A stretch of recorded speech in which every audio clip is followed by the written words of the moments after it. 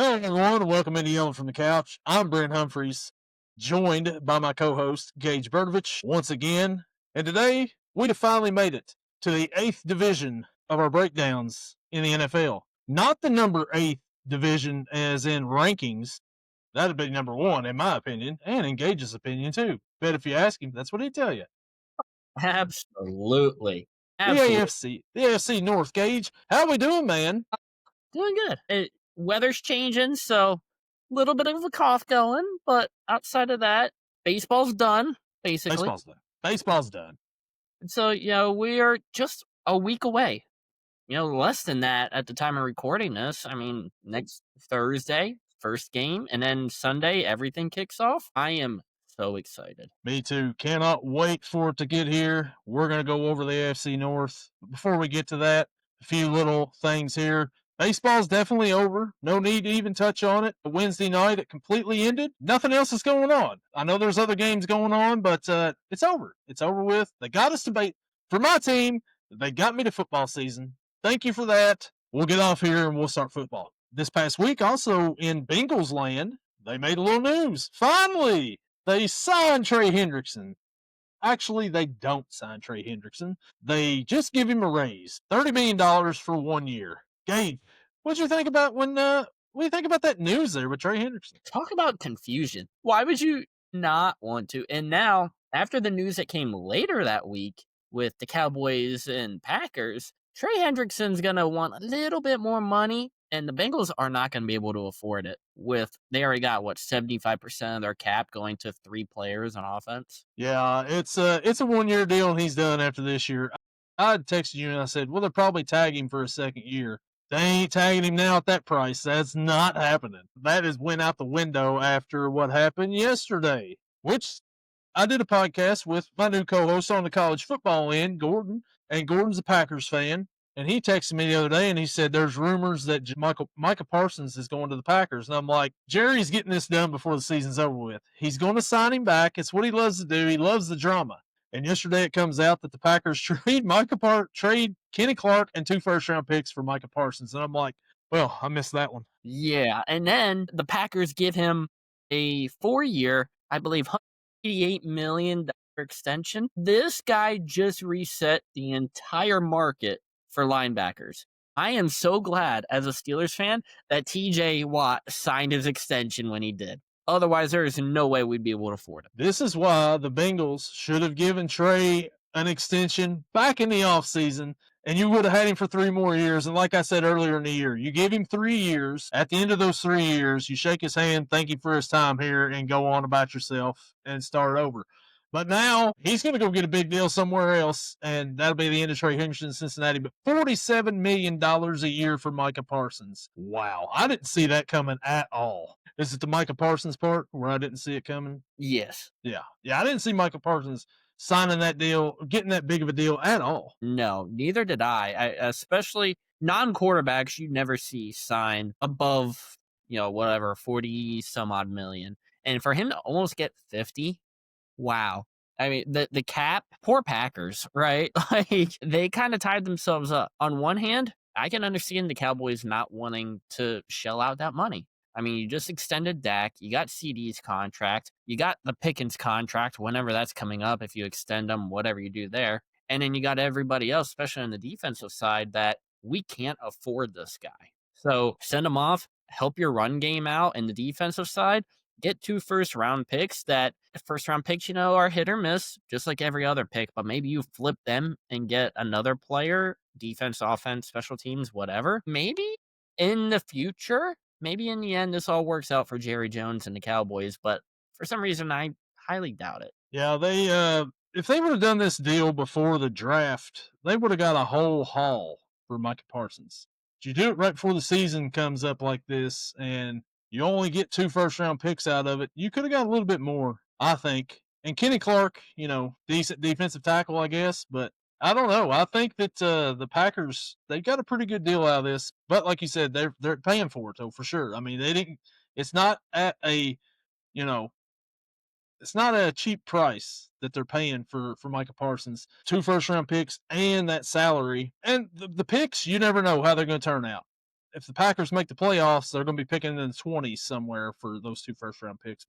What a deal. A blockbuster deal a week before the season starts. I mean, the Cowboys are playing next Thursday, and they make this deal the Thursday before. It's crazy to me, man. The Cowboys, Jerry Jones always finds a way to make headlines somehow or some way in this league. Yeah, and usually it's not in a good way, and that trend will continue.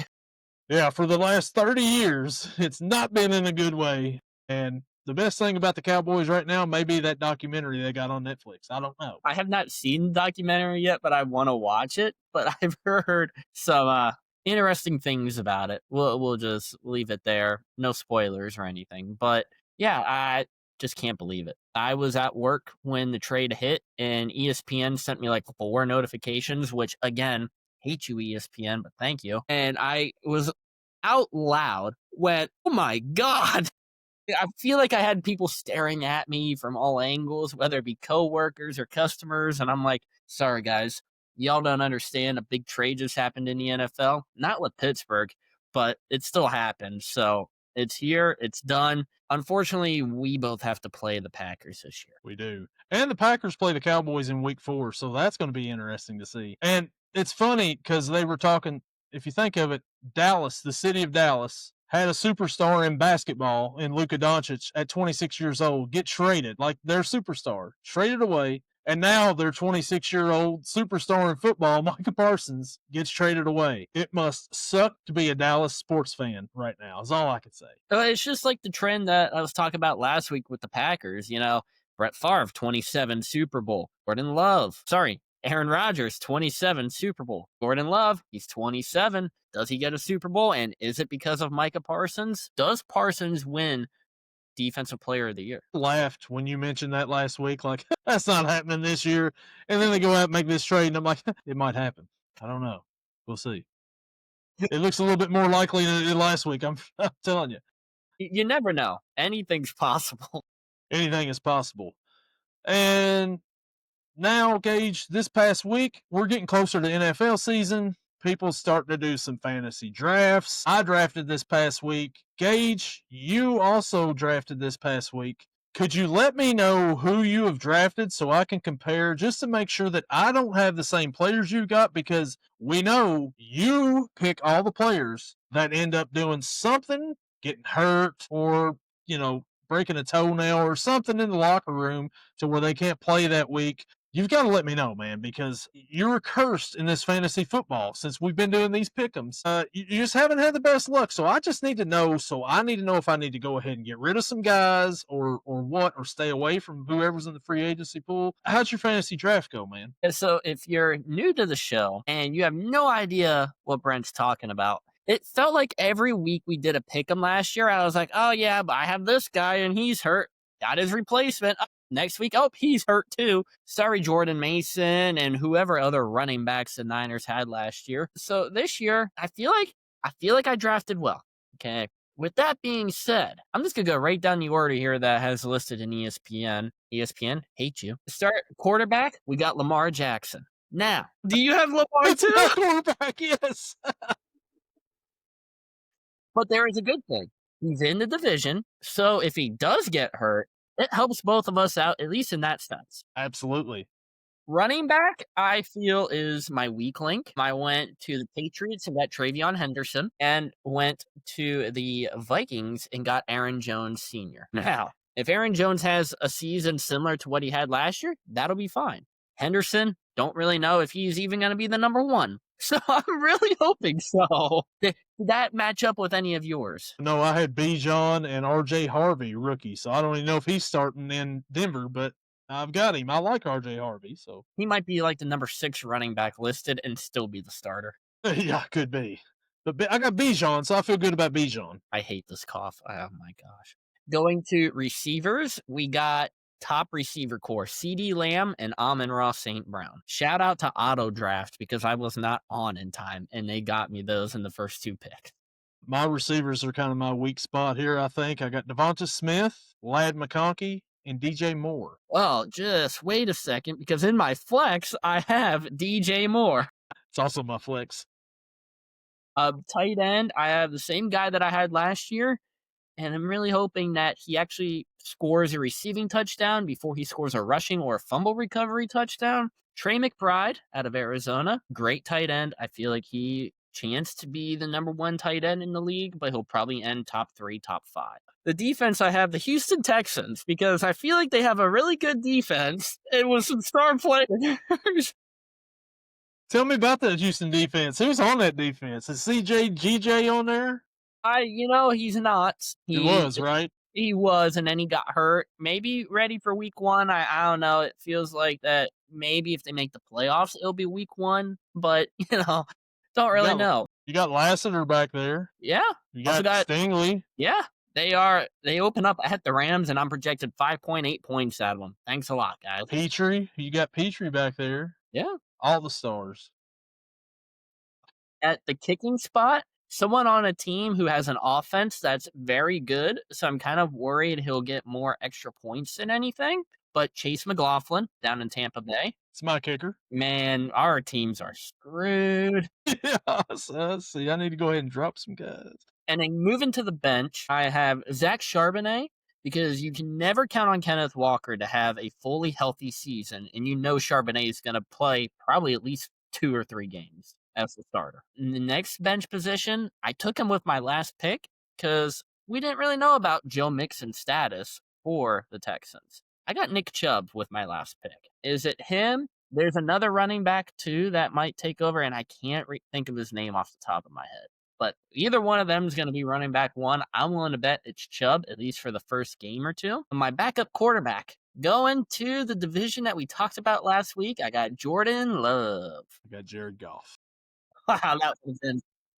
Our teams are way too similar in certain cases. Yeah. My last 3 bench players are all receivers. The guy that once traded out of Vegas, Jacoby Myers. My guy that got hurt last year, but I always draft him, Rashid Shaheed. And the rookie wide receiver out of Carolina, whose first name can't pronounce, but McMillan. Sarah something McMillan. That. From Arizona. I know that. He played at Arizona. I can tell you a lot about him. I just can't tell you how to pronounce that first name. And for mine, we're pretty close. I got Ray Davis, Najee Harris, Emeka Ibuka, Loveland, the tight end from the Bears, and Jake Elliott as my kicker, as my backup kicker. I got 2 kickers. So, yeah, we're kind of similar here. I think you remembered when I talked about the Bears on this podcast and said that Loveland is going to be the breakout player. It might have. But you did have a breakout player for the Washington football team a couple of weeks ago, and it was Brian Robinson Jr., who also is no longer a part of that team after getting traded. So, hey, I'm really they signed Terry McLaurin. Yeah, but I'm really starting to think that people should just not listen to me because bad luck for these people. It is what it is. But, hey, so he said, if you haven't watched this show before and you're a new one, thank you first for coming on and subscribing and watching. But we do have a weekly segment. We may throw in a little jingle here coming up soon. It's going to be who got injured on Gage's fantasy team this past week, because there was always a segment, always a player getting injured. So we might as well make something out of it, which we did last year. So, hey, why not, right? We'll bring it back. Yeah, and you know what? I feel like we started that week 6, week 7 last year. I feel like week 2. Oh, okay. Well, let's just go from, week 1, because we can already start. They're not fully injured, but I have 2 people listed as questionable. Joe Mixon. No, remember, I don't have Joe Mixon. I got Nick Chubb. Right. You got Nick Chubb. Yeah, that's right. But we got Lamar Jackson, who is questionable. I think he's going to play, though. It's at Buffalo. They cannot rock with whoever the backup quarterback is. We'll get to that. And then McMillan is also questionable. That was this week's segment of Who's Hurt on Gage's fantasy team. Tune in next week when we do our pick'ems, and we'll see who actually is gone from Gage's fantasy team before we even get to week 1. It's going to be like half the roster.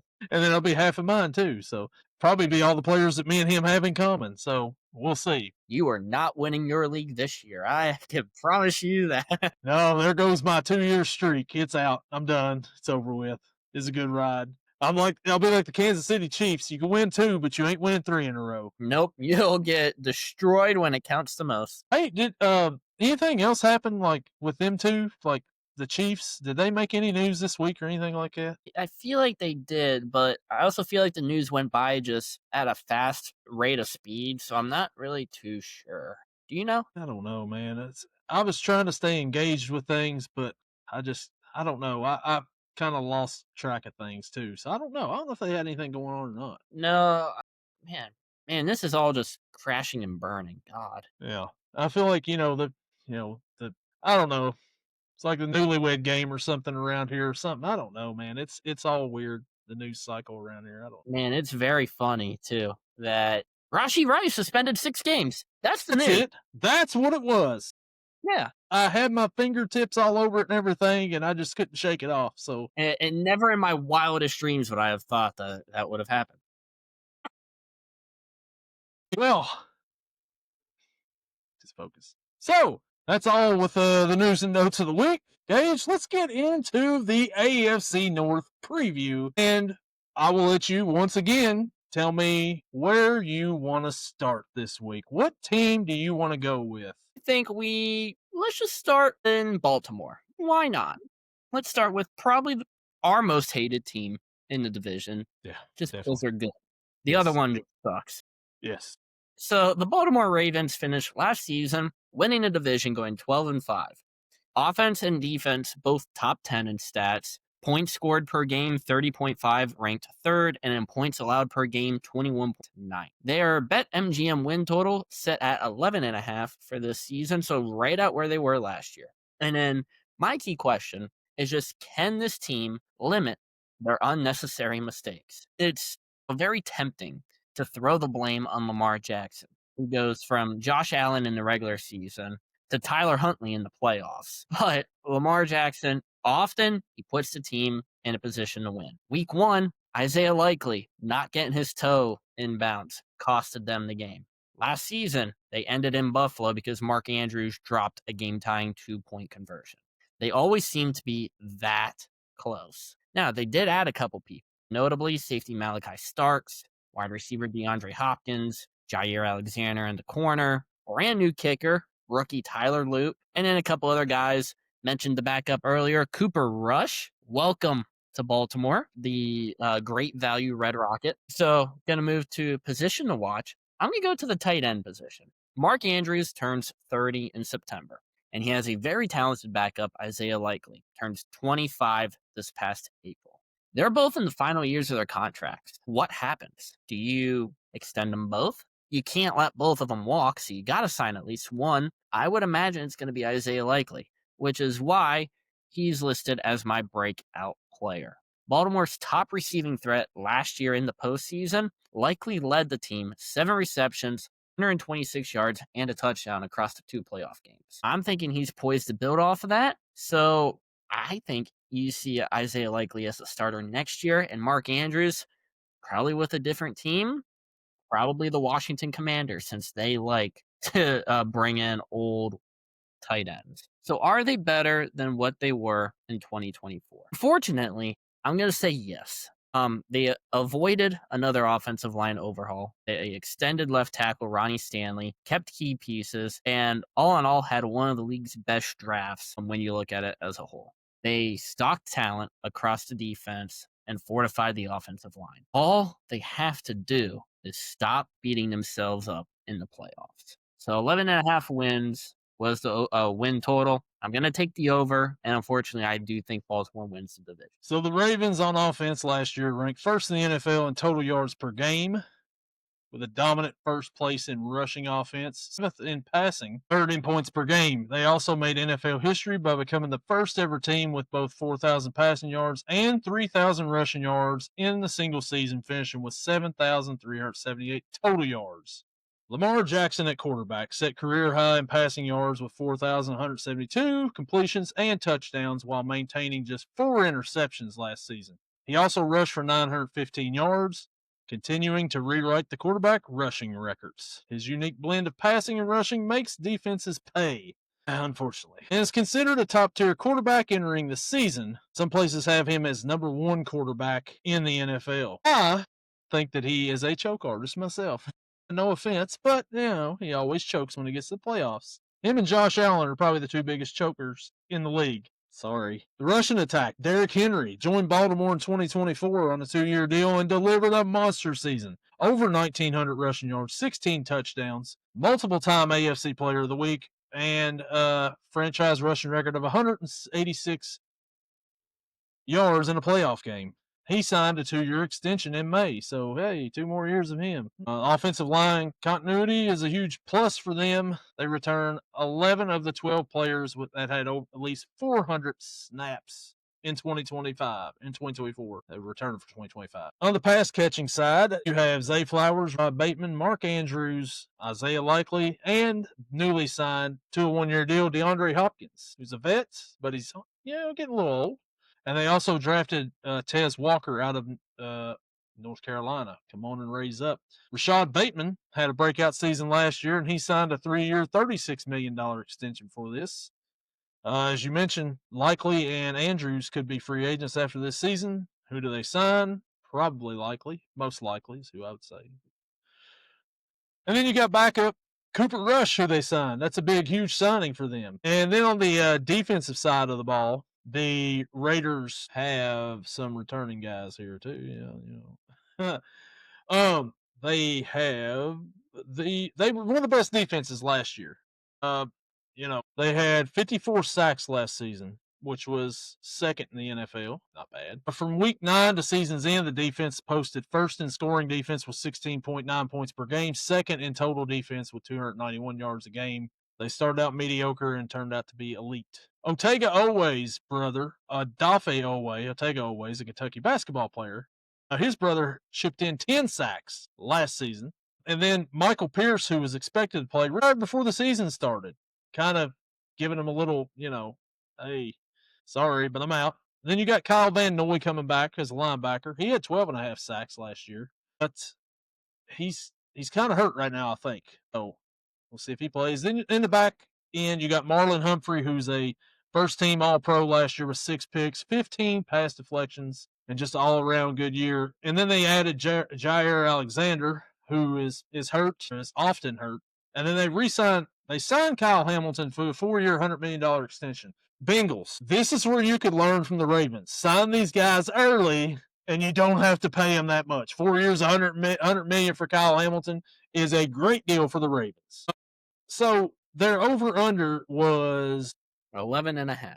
11.5. I'm with you on this. I think that they go over. I think they probably win 12 to 13 games this year. Baltimore is pretty much a juggernaut in the regular season. There's no way around it, no doubt about it. I think Baltimore gets the over on this, and I think Baltimore ultimately, unfortunately, wins the AFC North once again and does what they do best when they get in the playoffs, and that is choke. All right. I like the way you think. Keep them winning, but I love them choking. Yes. If only they could start sucking in the regular season, but they just got everybody back just about. I mean, they didn't lose a whole lot at all. They've added some pieces, and Lamar's good. Lamar's really good in the regular season. So, and you can't really blame the playoff loss on him. Mark Andrews catches that pass, that 2-point conversion. We're talking something totally different here. We could be. Yeah, absolutely. But I still like to pin on Lamar. But yeah, it's awesome to just blame him. Oh, so there's one team down, 3 left to go. Gage, where do you want to go next? I say let's just go in order by win line total. Let's go to Cincinnati and talk about the Bengals. Before I start, Jermaine Burton's still with the team, right? Yeah, he's still with the team. Yeah. Good. So is Mitchell Tinsley. Yeah, well, I wrote this before I knew about Mitchell Tinsley, so. Yeah, he's still there. Okay, good. Otherwise, I'm going to sound like a real idiot. All right. Hey, I said the Bears swept the Packers last year when I meant to say the Packers swept the Bears. So, I mean, it happens. So the Cincinnati Bengals, their win line set at 9.5, and this is after finishing 9-8 with a very perfect Pittsburgh record and finishing 3rd in the division last year. The offense, not too shabby, 27.8 points per game, which ranks 6th in the league. However, the defense was where it kind of all fell apart. 25.5 points allowed per game, which was tied for 25th in the division or in the league. Now, how do they, do that? Well, they get rid of defensive coordinator Lou Anarumo and bring in Al Golden. That might be a very good way of, turning it around a little bit. My key question, can their defense stop anybody? Don't really know. Like I mentioned, longtime coordinator Lou Anarumo, he was the scapegoat after the team lost 6 games in which they scored at least 25 points, tied for the most such losses by any team since 2000. The Bengals turned to new defense coordinator Al Golden, helped build Notre Dame's defense into one of college football's best, and they focused the first draft on defense, especially the first round pick, who seems like a very toxic guy, but at least you guys were able to sign him. Speaking of defense, position to watch. Let's make it very vague. Let's just go to the pass rush. They just signed the best defensive player on the Cincinnati team, Trey Hendrickson. It's going to be his last year in Cincinnati, so they better get all they can out of him. And then you get Shamar Stewart as well, who still don't know. I think we both agreed on this. Don't know how he was a first round pick because his college production wasn't there. It had to be just, we need a pass rusher and let's throw a dart at the board and see who it lands on. Breakout player. This is where things get a little hasty because you trash talked this guy last year for things that he did. Let's go to wide receiver Jermaine Burton. He was all around a first round talent coming out of the draft, ended up falling to the third round in 2024 due to character concerns that we saw happen with his season last year. He missed meetings, missed practices, missed a road trip, and finished the season, however, 4 catches, 107 yards total. That's it. Not one game, just total. But that's still a pretty good average. I'll take that average anytime. You could say he's on thin ice, but I think, maybe he matured a little bit. An ideal wide receiver 3 in this pass first offense. Maybe he has like a Rashid Shaheed type role. Maybe it's like a Deshaun Jackson type role where it's just go deep and let's see how far Joe Burrow can throw this thing. Get behind the defense and we're good to go. Just, show up the stuff, man. Because that's a little weird of you to do. So are they better than what they were in 2024? It depends on their start. Yeah, we saw it last year. They started 1-4, started 1-3 in 2023, started 1-2 in 2022. Last year, the game that they lost in week 1, I don't think they should have lost, but they lost to the Patriots. Who do they open up with this year? The Browns. Oh man, if the Browns are 1-0 after week 1, thanks to Joe Flacco, and you might not be the happiest of people in the world. Well, I definitely won't. So I said their win total set at 9.5. I'm going to take the over. I think the defense is a little bit better. The offense stays top notch. It's going to be very questionable whether it's second or third because I think the next team's also going to be right up there, and it might come down to a tiebreak. So last year, the Bengals 9-8 missed the playoffs. Of course, they get off to a slow start like they do every year under Zach Taylor. And this year, they decided to play a few starters in the preseason to kind of get that out of the way. That way, once so they don't get off to a slow start. Start out with the Browns. You've got to beat the Browns. You have to beat the Browns. You've got to beat the Browns. You have to beat the Browns. Week 1, got to. So they fire Lou Anarumo. They bring in Al Golden, defensive coordinator from Notre Dame. So in the preseason, it looked like same old Bengals defense, right? But at the same time, you talked to Zach Taylor, and he said, this defense is vanilla as vanilla can get. We are not showing anything, which is a good sign. I kind of like that because I'm like, okay, if this is how our defense is going to be in the season, I don't really like this. But if they're just holding back and just going out and just playing whatever, just to get reps in, I like that. But the key is, will that continue for the rest of the season? I don't know. We'll see. The offensive side of the ball, the best strength of this team, of course, you got quarterback Joe Burrow. He's the franchise player. He's got all the talent in the world last year. He led the NFL in passing yards and touchdowns. Would have been a probably MVP candidate if the Bengals would have been halfway decent on that defensive side of the ball. But given their fragility over there, Burrow is under pressure to sustain elite production. I wouldn't be surprised if Joe Burrow throws for 500 yards in a game this year because he's going to have to at one point in time. He's done it once before, but he may again. I think it would be a safe bet to say he's probably going to hit over 500 in a game. Wide receivers. We know about the wide receivers. Jamar Chase, he had a wonderful year last year, earning the Triple Crown.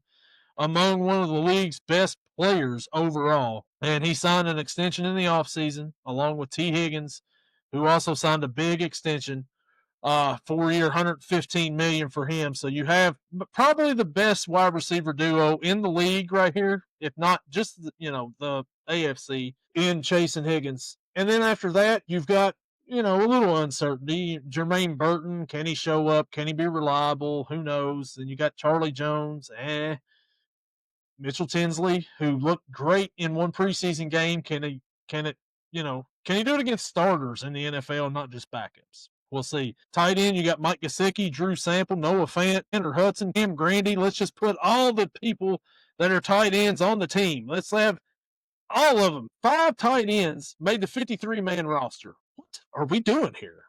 Do we need all these tight ends? Come on. I guess, whatever. I don't know Cam Grandy, but at running back, you got Chase Brown. He established himself as running back number 1 last year. He's a pass catching back, and his versatility made him a crucial asset. So we'll see how he does in his second year. And then they brought in Samaje Perine to come in for third down and pass protections. And then they drafted rookie Taj Brooks, who's a downhill runner with a productive college resume. The offensive line, they just signed Dalton Reisner, a guard out of Minnesota this past week, to kind of take over for the Cordell Volson spot. But this offensive line has not been really good, the past few years since Burrow's been there, really. So it's all going to see, how the offensive line can protect Burrow, keep him upright, keep him healthy. You've got to. But man, this offensive unit is over like $500 million is what they're getting paid between just 3 players, so that's a lot. On the defensive side of the ball, once again, this is where we get into some real question marks. They just signed Trey Hendrickson, or as I said, they really didn't sign him. They just gave him a raise for this season. And, they were 25th in the NFL last year, which was not good. They drafted Shamar Stewart, who finally come in. He finally signed, as, we were kind of on him, kind of down in that pick, and then kind of being like, dude, what are you doing? Why are you acting like you're such a diva already before you even get in here? And then you're getting in there in practice and you're going ahead and you're hitting, Joe Burrow in practice. And it's like, dude, you're not making a very good impression here at all. So maybe once he gets on the field, maybe he will. We'll see. I don't know. And then linebackers, you've got Logan Wilson back there. The secondary is probably the big question mark for the Bengals back there. You got Geno Stone, safety, who had 4 picks last year and a touchdown, 81 tackles. And then after him, you got Jordan Battle, Tyson Anderson, and then they bring on P.J. Jules. I don't know what that secondary right there, that doesn't scare me one bit at all. I don't know. But the Bengals offense is going to carry this team once again. And if the defense is just, they don't have to be the best in the league. You just can't be 25th in the league this year. Get to like 17, and I'll be fine with 17th. Right in the middle of the pack, dead nuts, right in the middle, just about. I'll take it.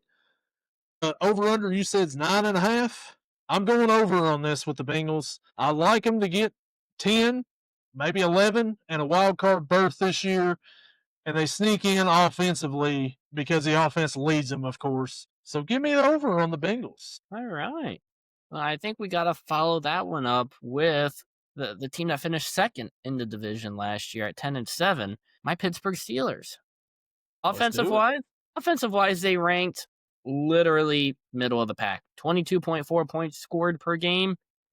Yeah, you're at 50% right there. That seems very Steeler-like. Points allowed per game, 20.4. You ranked 8th. You were actually the best defense in the division, which you better be, being the highest paid in the league. Their win total set at 8.5 wins, not 9.5, 8.5. Does BetMGM think Pittsburgh's going to finish under 500 for the first time in the Mike Tomlin era? Because I personally don't think it's going to happen. However, my key question to make this happen is, can Aaron Rodgers return the form? So over it. Last season, they rolled into week 1, Justin Fields as the starter. And then after a couple weeks, Russell Wilson came in and took over once he was finally healthy, ready to go. Now you're without both of them. You're without your top wide receiver last year, George Pickens. You replace it with Aaron Rodgers, Mason Rudolph. You draft Will Howard. Skylar Thompson is your number 3 right now at quarterback. He actually, I thought, did better than Mason Rudolph did in preseason. So I don't know. I'm also not the biggest Mason Rudolph fan, but he's a Pittsburgh Steeler, so I feel like I have to like him. And then wide receiver wise, you go out, you switch George Pickens for DK Metcalf, and then you give Metcalf the biggest contract I've ever seen them give a wide receiver. And then running back wise, you lose Najee to the Chargers and a firework. And then you gain Caleb Johnson in the draft and Kenneth Gainwell in free agency. Defensive wise, added a few guys, just a couple names, rookie Eric Harmon, who hopefully doesn't miss that much time with the injury he sustained. And Yeha, something black, defensive tackle. Brandon Eccles, the defensive back from, I believe he was with the Jets. And then, oh yeah, that's right, Jalen Ramsey, Darius Slay, and you get rid of Minka Fitzpatrick. I'm very excited to see how this defensive group does. In the preseason game last time, it was against the Panthers, and most of the defensive guys did start outside like TJ Watt, Alex Highsmith, Cam Hayward. But on the defensive backside, most of the starters or projected starters did start. Now, like Jalen Ramsey, he drew an unnecessary roughness penalty for 15 yards, but it's preseason. I like the aggressiveness, get it out of you kind of now, so this way you don't make the mistakes during the season. Mentioned, can Aaron Rodgers return to form? I don't know. I hope so. He didn't have that horrible of a season last year. He just played with the Jets. Right there, you could throw for 5,000 yards and 50 touchdowns, and you probably aren't going to have that good of a record just because it's the Jets, Jets. He is 41 years old. He's definitely slowed down mobility-wise, so hopefully the offensive line can protect him. Let's go to a position to watch. I'm going to go to the running back positions. Kind of mentioned him a little bit. You lose Najee Harris. You have Jalen Warren as your speed guy. Caleb Johnson, your change of pace, kind of the same role that Najee did. And then Kenneth Gainwell as well in the passing game. I kind of like it. I kind of don't. Caleb Johnson, hopefully he's good. But since Le'Veon Bell, the Steelers have not had great luck with running backs. So I'm really not holding my breath on any. Breakout player, I actually got 2 because I couldn't decide on which one to put. The ones already had a better career than the other, so we'll start with that one. Tight end Pat Freiermuth. Out of Penn State, it feels like he should be having, 700-800 yards every season, 6-7 touchdowns, and I don't know, 60 catches or whatever. But he just doesn't seem to have it. So what does Pittsburgh do? Well, like I mentioned, they trade Minka Fitzpatrick. They get Jalen Ramsey. Oh, and they also bring in Pro Bowler Jonnu Smith, who was, I don't want to jinx it, but he was my fantasy guy last year. So I'm hoping it's not just a little late and that he's out for the entire season, because apparently he's already banged up. So they got that. And then my other breakout player, wide receiver, I'm hoping he actually plays, Roman Wilson. Roman Wilson drew Mike Tomlin's attention at Senior Bowl practices 2 years ago. Tomlin told him to line up against Quinyon Mitchell to test him. And then Mike Tomlin goes and drafts Wilson in the 3rd round of 2024. However, he basically has not played. He has shined a little bit in preseason, and I kind of could compare him to like Emmanuel Sanders. And if he's able to be an Emmanuel Sanders and give the production, well, then he's going to be the number 2. And with Aaron Rodgers at quarterback, Rodgers sent 154 targets to Garrett Wilson and 114 to Devontae Adams in just 11 games last year. So expect a lot of targets, a lot of passing, hopefully, even though this is still an Arthur Smith offense. So are they better than what they were in 2024? Statistically wise, I'm going to say yes. Record wise, I think it's going to be the exact same in a 10-7 finish. Their win total, however, 8.5, suggests a decline from last year's 10-7 finish. But like I said, don't think it's going to happen. Give me the over on the 8.5. And mentioned 10-7. That's why I said I don't know which team finishes 2nd or 3rd, if it's Cincinnati or Pittsburgh. But I think maybe there's a good chance that they both make a wild card spot. The Steelers, they pulled the trigger on a high-profile quarterback, landing Aaron Rodgers on a 1-year deal worth up to $19.5 million. His arrival represents a major shift at quarterback after the departures of Justin Fields and Russell Wilson. Coming off of a shaky 2024 for Aaron Rodgers, in which he played decent. He had better numbers than both quarterbacks Pittsburgh had last year, so it could be an improvement for Pittsburgh back there. However, Rodgers' age, injury history, and a potentially limited fit in a scheme known for conservative play calling could be an issue and has some doubts. Arthur Smith is entering his second year. Second year is his second year, right? I believe, an offensive coordinator, second or third? Third year? Maybe. Because I think he was with Kenny Pickett, wasn't he? Might have been. Arthur Smith coaching history. Sure, we'll go with that. Since 2024, really? Okay, so it is. Was Matt Canada for all of Kenny Pickett? Must have been. So he's entering his second season, aiming to blend pro-style concepts with his trademark play-action looks. In 2024, Pittsburgh tallied 5.2 yards per play, ranking 23rd, and produced 317 and 22.4 yards per game. At Freiermuth led the team with 7 touchdowns last season. The Steelers said goodbye to Najee Harris, whose 1,000-yard consistency ended when he signed with the Chargers in 2025 and got into a few fireworks out there and some questionable decisions. Caleb Johnson, a rookie with a bruising downhill style, joining veteran Jalen Warren to form a versatile backfield duo, along with Kenneth Gainwell, who is no longer on the Philadelphia Eagles. Who would have said that? I don't know who would have said that, but they would have been crazy if they said that he was an Eagle, because he definitely plays for the Pittsburgh Steelers now and is one of the 3 running backs that you can count on them to be utilizing this season.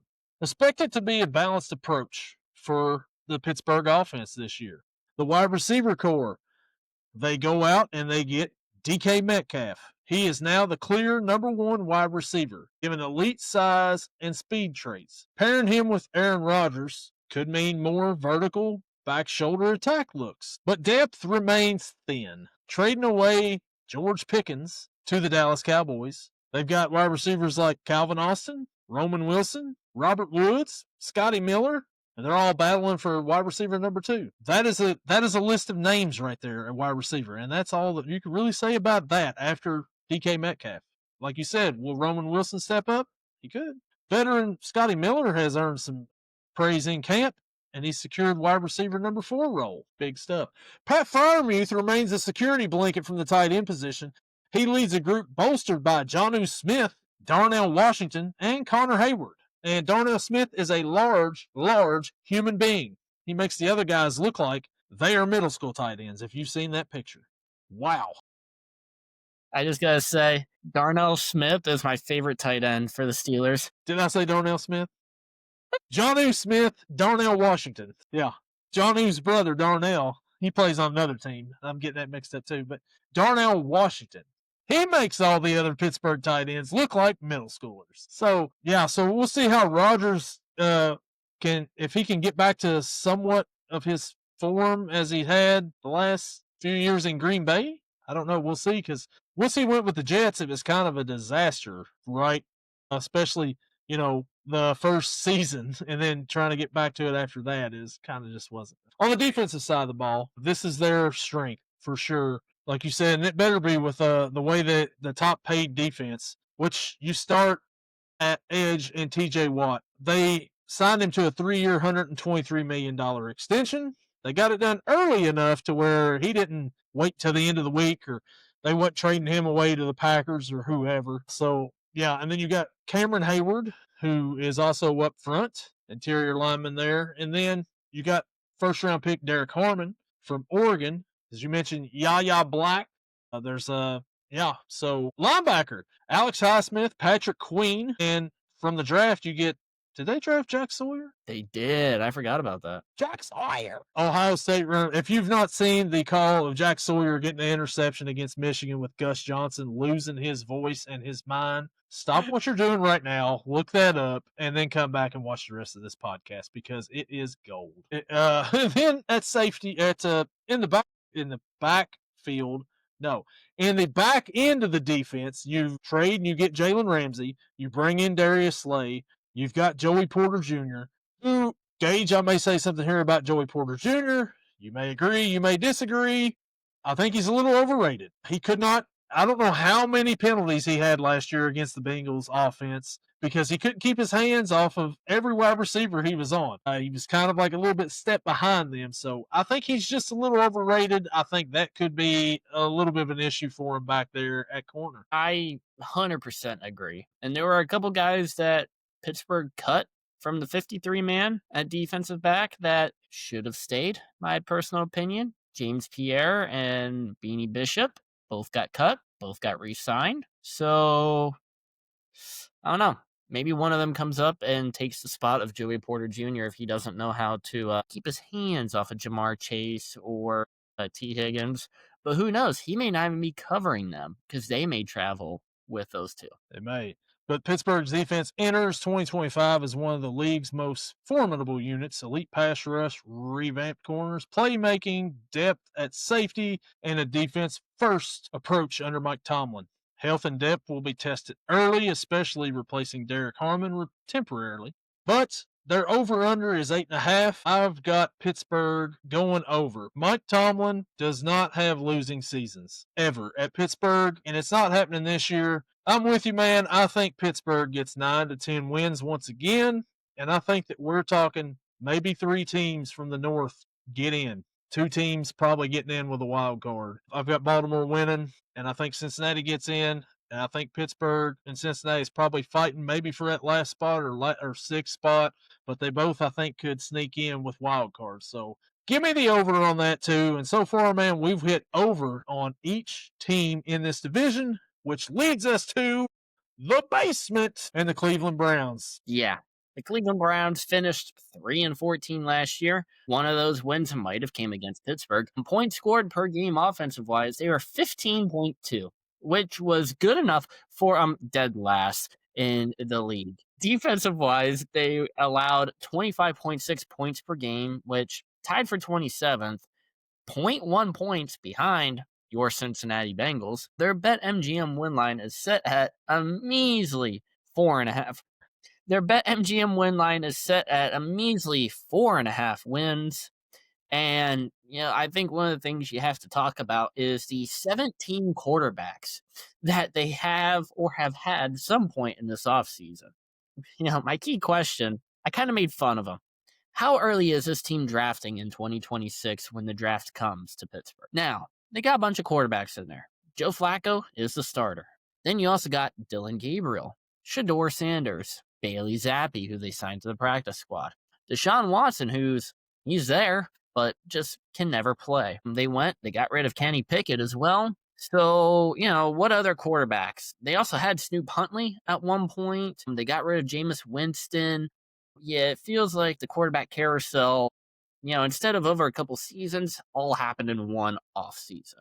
Position to watch, I'm going to go to the tight end position. Head coach Kevin Stefanski calling plays yet again. Their offense is expected to revert to what worked: a 2 tight end set with a wide zone run game. That should position contract year tight end David Njoku as the number 2 option in the passing game, where he might easily surpass 100 targets this season, as long as he can stay healthy and not burn any part of his face or anything like that.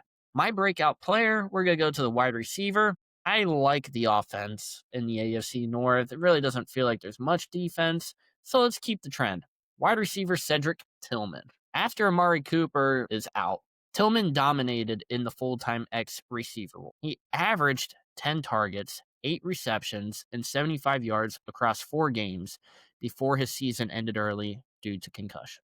In the 2023 third-round pick, he is an ideal pick, especially for you people who do fantasy deep drafts. Try, pick him up in the later round. And his only notable competition for the wide receiver 2 got cut. That was Deontay Johnson. And that guy's on his 5th team in 2 seasons or something like that. So he's way out. Tillman slides right in to the number 2. Couple other guys, they went in the draft. Like I mentioned, Dylan Gabriel, Shador Sanders. They also got Dylan Sampson, who I'm interested in. I know the hype is kind of around Quinshawn Junkins, but he fits perfectly in Cleveland. He's a troublemaker. So he might get most of the touches. They also got Jerome Ford back there. So I'll be interested. Is it going to be a running back by committee? Is there an actual number 1 starter or what?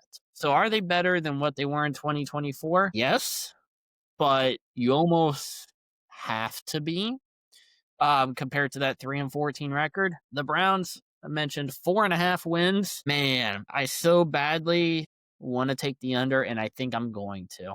Just because we gotta make fun of somebody. So give me the under on the 4.5 wins, and once again, they finish in the basement. So I've always said that if you have 9 quarterbacks, you really don't have any quarterbacks. Always said that. I've said that from day one, you know.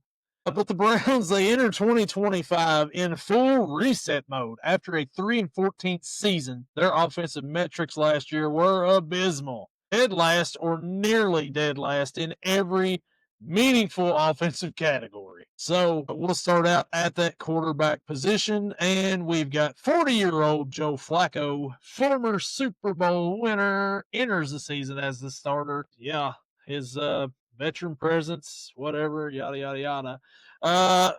They traded away Kenny Pickett earlier in the week. That should have been the lead story here. I don't know if there was any other thing going on this week. That should have been number one right there. Kenny Pickett goes to the Raiders for a fifth or sixth round, doesn't even matter pick. And then also you've got Dylan Gabriel, who I think is the backup. Shadur Sanders is QB number 3. We'll see if any of those guys get any playing time this season. All signs point to yes, they probably all will get some playing time.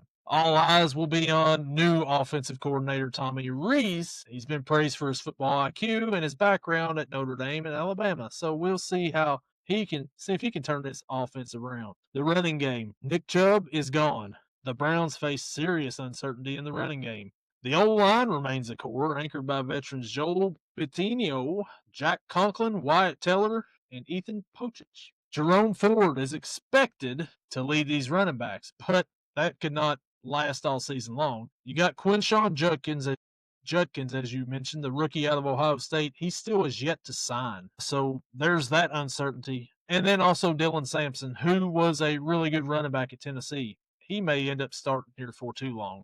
I think he's going to be a better back than Jerome Ford is when it's all said and done. The team also added Raheem Rocket Sanders as well. The wide receivers, or actually tight end. At tight end, you've got David Njoku, and then you've got tight end Harold Fannin Jr., who is from Bowling Green, rookie, who had a very good season last year at Bowling Green as a pass catching tight end. At receiver, they bring in Isaiah Bond, an undrafted deep threat. Also, they have Jerry Judge Judy out there for wide receiver, and Cedric Tillman, as you mentioned. The defensive side of the ball. You've got a player that at the time he signed one of the bigger deals in the offseason, but that has been rewritten this past week. So that's, no thing. Myles Garrett, he signs a big deal in the offseason. He leads this defense on the other side, which Gage, I believe he said he wanted to go win a Super Bowl somewhere, right? Yeah, he did say that, and then he said it wasn't about the money, and then turns signs out a 4-year, $160 million contract. Yeah, I think it was about the money. Yeah, seems like it might have been about the money. I don't know.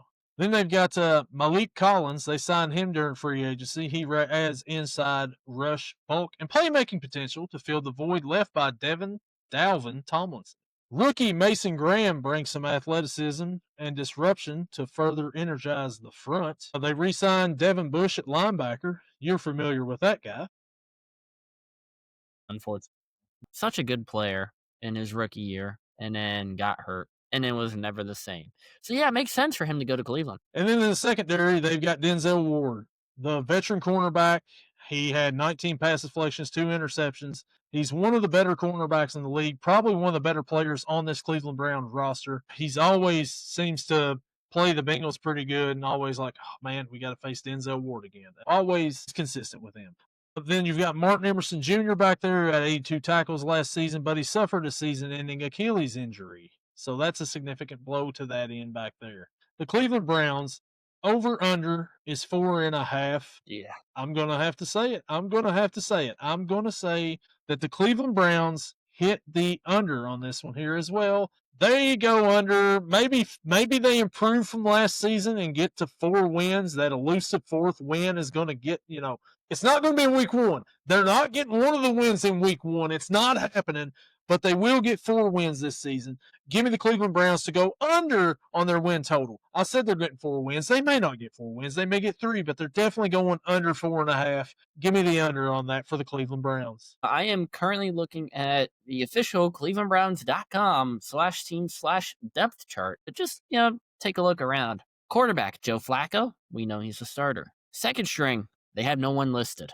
Third string, Dylan Gabriel, Shador Sanders, Deshaun Watson. So there's no actual backup. You just go right to the third string. But then look at wide receivers, kind of the same. Jerry Jeudy at number 1, Cedric Tillman at number 2, fill in the blank at number 3, fill in the blank at number 4. And then number 5, some guy named Gage Larvadane. And number 6, David Bell. I've heard of David Bell. I've never heard of Gage Larvadane in my whole entire life. Well, that's because he played 2 years in college. 2023, he spent his time at Miami of Ohio, and 2024, South Carolina.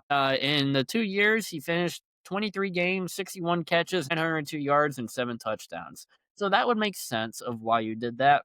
But I think that shows just how bad David Bell is if that guy can get a spot above you. Now, my reason... Yeah, let me say before you go real quick, let me say that David Bell could not manage the Cincinnati Reds, so I would put him at last on the depth chart for the Cleveland Browns as well. I understand that totally. Bringing that up, you mentioned Isaiah Bond. He is nowhere listed on the depth chart. So I'm wondering, he made the team. What's happening? I don't know. I think he moves so fast that they just forgot to put him on. He is a definite deep threat, deep out of the stadium threat right now for this Cleveland Browns team. I don't think the Bengals will have to scout that. It doesn't sound like. No, he might be the Jermaine Burton, though, of Cleveland. He could be. Very well could be. Speedster, can't get it all together, doesn't know the playbook, can't get there on time. Yeah, he could be the Jermaine Burton. I don't know if Isaiah Bond may not be that way. I'm just spitballing. Yeah. So that is our 4 teams for the preview of the AFC North. Gage, who do we have as our MVP for this division this year? I mean, I think it's got to be simple. Unless, it actually is questionable, doesn't play, I'm going to go Lamar Jackson. For my MVP, this may sound a little homerish, and it's going to be a little homerish. I'm going Joe Burrow. If this defense is even halfway decent, like I said, if they could be middle of the pack, I've got Joe Burrow putting up MVP-like numbers again. And if they get to 10 wins, he could get the. If they make the playoffs, he puts up numbers like last year, he's win the MVP. But I got him MVP of this division. But I could see Lamar. And who do we have for rookie of the division? I knew you were gonna ask that, and I don't know what rookies are starters that would actually make a big deal. I was gonna go Isaiah Bond, but I guess that would be a horrible pick right now. All right. So rookie of the division, you went a little homerish for MVP. Let me go a little homerish for rookie of the division. Give me Caleb Johnson. I believe that he will, take most of the carries in Pittsburgh and have that Najee Harris type role, hit over 1,000 yards or a few touchdowns. I think that's good enough for a rookie of the year. So I'm going to go running back as well. I thought I was going to go running back. I really wanted to take Quinshon Judkins as the rookie of the year, but where he's not signed, who knows there. But you mentioned Dylan Sampson coming up from Tennessee. I could go in that direction, but how about we go a little off the board here, and how about we go tight end Harold Fannin Jr. from Cleveland? He comes in, and he has a monster season, and he is the rookie of the year for the Cleveland Browns in this division. Oh, you didn't want to take, Shamar Stewart for defensive rookie or just rookie in general? Once again, I said I'll take Harold Fannin Jr. as rookie of this division. I already went homerish on one pick. I wasn't going. Oh, what Shamar? Who? What? Come on. I can't believe how close we are. It is almost here. It is almost here. Next week, next Thursday night, we get Philly. We get Dallas. Micah Parsons isn't there. We get Jalen Hurts, Dak Prescott. No Micah Parsons. We'll get Jerry Jones. Yeah, we get Jerry Jones, and we get Nick Sirianni. Yes. Howie Roseman. Yeah. Howie Roseman, Nick Sirianni, Brian Schottenheimer. Should be great.